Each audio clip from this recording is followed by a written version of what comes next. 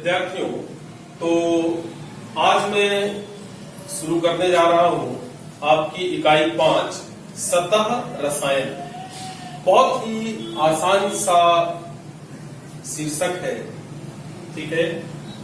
देखिए, जब भी कोई दो वस्तुओं को हम एक दूसरे के संपर्क में लाते हैं तो वो जिस स्थान से एक दूसरे को संपर्क करती है उस स्थान को ही उन वस्तुओं की सतह या पृष्ठ कहा जाता है, ठीक है। अध्ययन को आगे बढ़ाने से पहले हम समझ लें, मान लीजिए कि ये हमारे पास कोई पदार्थ है, तो इस पदार्थ का जो बाहरी सतह है लगभग 100 नैनोमीटर का जो क्षेत्र है, इसे कहा जाता है सतह या पृष्ठ। और इस लगभग 100 नैनोमीटर के क्षेत्र को छोड़ दें तो इसके भीतर का जो संपूर्ण क्षेत्र है इसे कहा जाता है स्थूल। तो इस इकाई में हमें इस 100 नैनोमीटर के रसायन का अध्ययन करना है, अर्थात पृष्ठ या सतह के रसायन का अध्ययन करना है, ठीक है। तो अब यहां ध्यान दें कि इस इकाई का जो सबसे पहला शीर्षक है वह है अधिशोषण। अधिशोषण, ठीक है।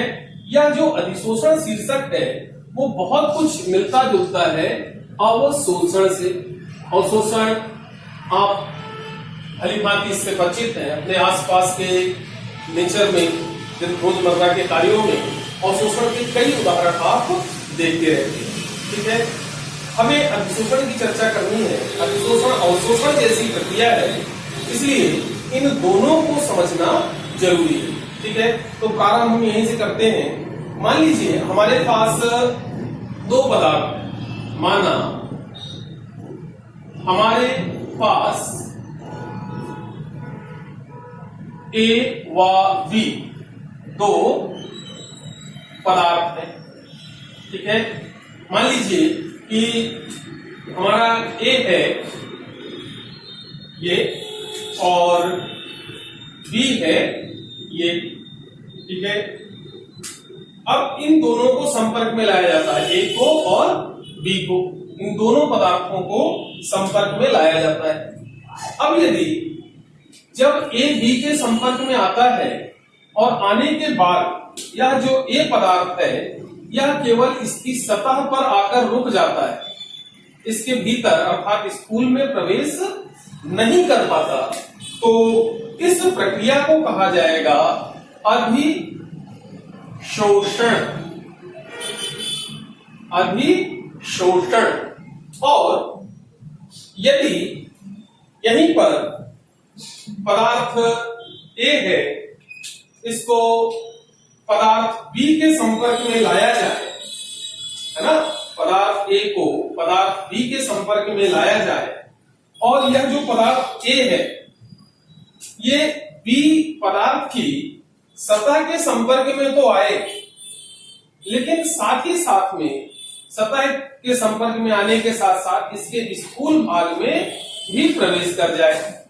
तो ये जो घटना यहां पर होगी, इस घटना को कहा जाता है अवशोषण।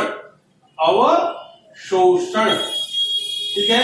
सीधा सा समझ में आ जाता है कि जो अधिशोषण है वह केवल पृष्ठ से संबंधित घटना है, पृष्ठ पर घटित होने वाली घटना है, जबकि अवशोषण संपूर्ण पदार्थ में घटित होने वाली घटना है। मान लीजिए हम यहां पर उदाहरण लेते हैं कि हम जो है सिलिका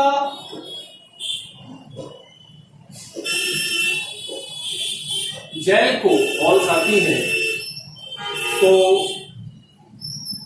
जल वाष्प से भरे पात्र में रखने पर सिलिका जेल द्वारा जल वाष्प का अधिशोषण होता है। ठीक है, अगर हम जलवाष्प के पात्र में सिलिका जेल को रख दें तो सिलिका जेल क्या करेगा, जलवाष्प के अणुओं को अपनी सतह से जोड़ लेगा। मतलब यहां पर क्या होगा, सिलिका जेल जलवाष्प का अधिशोषण करेगा। और अगर यहीं पर हमारे पास निर्जल कैल्शियम क्लोराइड हम लें, ठीक है, और उसे जलवाष्प के पात्र में रखें, निर्जल कैल्शियम क्लोराइड को जलवाष्प से भरे पात्र में रखने पर निर्जल कैल्शियम क्लोराइड द्वारा जल वाष्प का अवशोषण होगा। अवशोषण होता है ना। मतलब सिलिका जेल क्या करती है, जल वाष्प का अधिशोषण करती है, लेकिन वहीं पर अगर निर्जल कैल्शियम क्लोराइड है तो वह जल वाष्प को अवशोषित करेगा, जल वाष्प उसके भीतर तक प्रवेश कर जाएगी, स्थूल तक प्रवेश कर जाएगी, है ना। तो अब यहां पे देखिए, ये अधिशोषण है और ये अवशोषण है, दो पदार्थों के मध्य हो रही है ए और बी। तो यहां पर यह जो पदार्थ बी है ये क्या कहलाएगा, अवशोषक, सॉरी अधिशोषक, अधिशोषक, और ये कहलाएगा अधिशोष्य। तो आप इस तरह से भी कह सकते हैं कि अधिशोषक की सतह पर अधिशोष्य की सांद्रता के एकत्रित होने की घटना को अधिशोषण कहते हैं। अधिशोषक की सतह पर अधिशोष्य की सांद्रता के एकत्रित होने की घटना को अधिशोषण कहते हैं। जबकि वही चीज पर अवशोषण भी दो अलग अलग अवस्थाओं के बीच में होता है। यहां पर जो बी है इसे हम कहेंगे अवशोषक, है ना, और ए कहलाएगा अवशोष्य।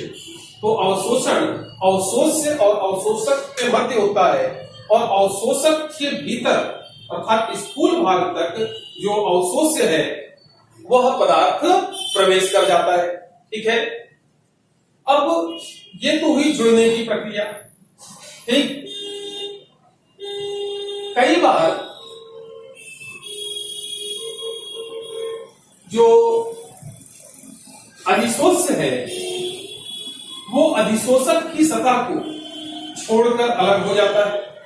तो जब अधिशोष्य अधिशोषक की सतह को छोड़कर अलग होता है तो इस घटना को कहा जाता है विशोषण। ठीक है, एक लाइन में कहें तो कह सकते हैं कि विशोषण अधिशोषण के विपरीत प्रक्रिया है ना। अधिशोष्य का अधिशोषक की सतह को छोड़कर